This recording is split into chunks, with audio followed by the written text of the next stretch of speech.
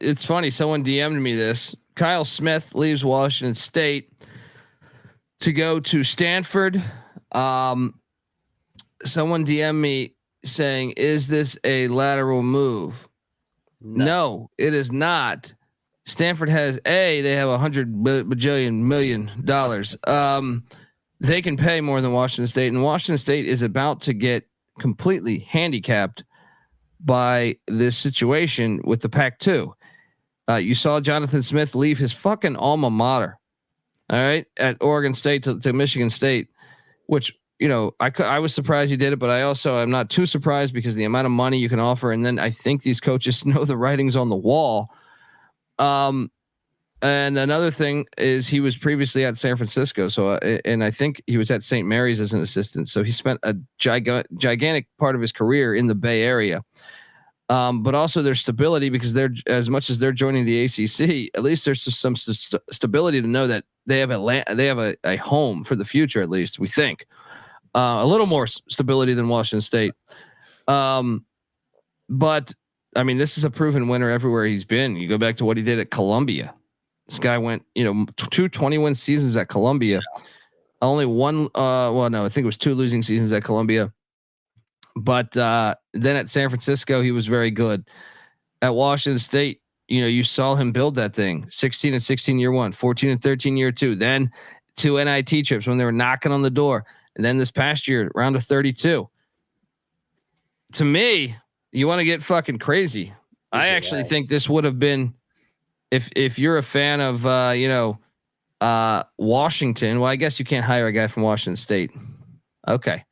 But to me, he would have been a more interesting hire to me at a lot of other schools. I actually thought Louisville, if they would have hired Kyle Smith, that would have been the right one, would have corrected their issue of being shitty lately.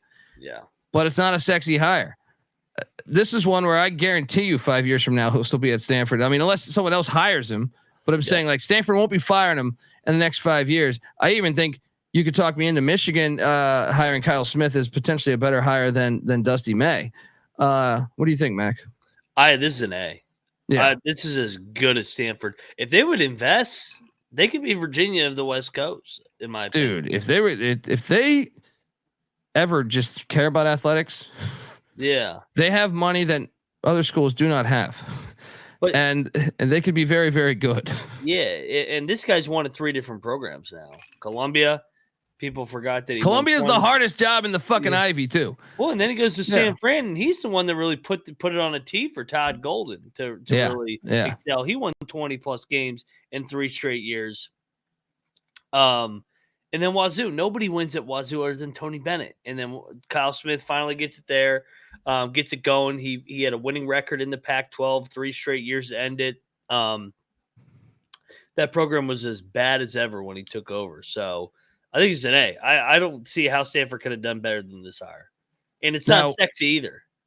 That's what I'm saying. Like, if I'm Louisville, I don't know who they're going to hire. We'll talk about that. But I'm saying, even the Dusty May thing, do you believe Dusty May is a better basketball coach than Kyle Smith? X's and O's, no. That's what I'm saying. Yeah. And to me, he's done it at these really good academic schools. I know Washington State's not one of them, but I'm saying Michigan, it fits that profile in a way. Nick, your thoughts on Kyle Smith to Stanford?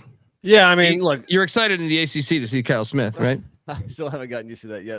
It's gonna be weird to see the schedule next year.